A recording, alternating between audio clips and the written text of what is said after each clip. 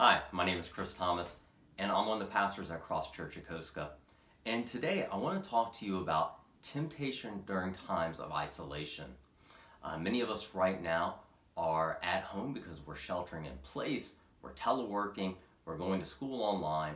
Whatever the reason, many of us are home right now. And because of that reason, we are facing temptations that happen when you're home all alone and bored.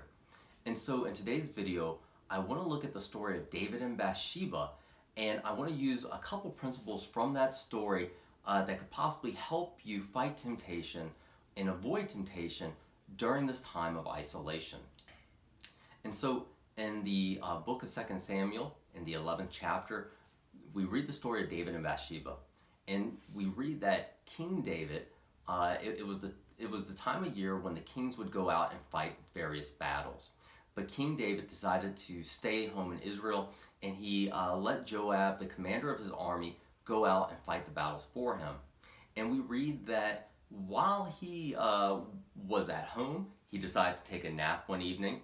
And then after his nap, he went up to the roof of the palace, and he was looking over the land, and his eyes happened to fall onto a courtyard that had this beautiful woman taking a bath.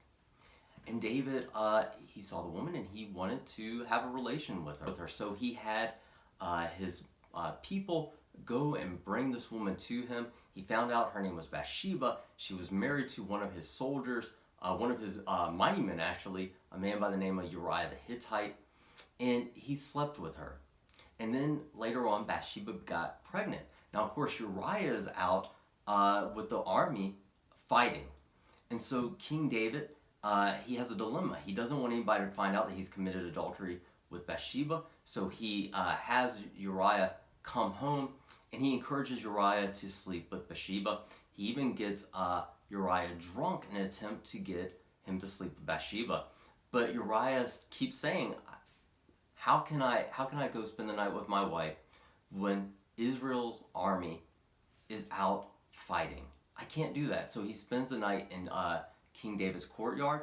And so King David writes a letter to his commander Joab, basically saying, look, put Uriah in a battle where he'll basically be killed. Put him on the front lines where he'll die.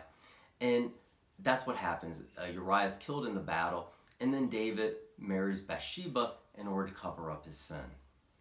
So the 2 points from the story that I want to really look at are this. First is that David wasn't doing what he was supposed to be doing. He should have been out with his army fighting. Now, you're probably saying, well, I have no choice. I can't go to work right now. I can't go to school. I have to be at home. Well, that's true, but there are things at home that need to be done that you could be doing. One, if you're teleworking, make sure that you're putting in the hours at your work. This is a godly responsibility. Your employer pays you. Make sure you're putting in the hours.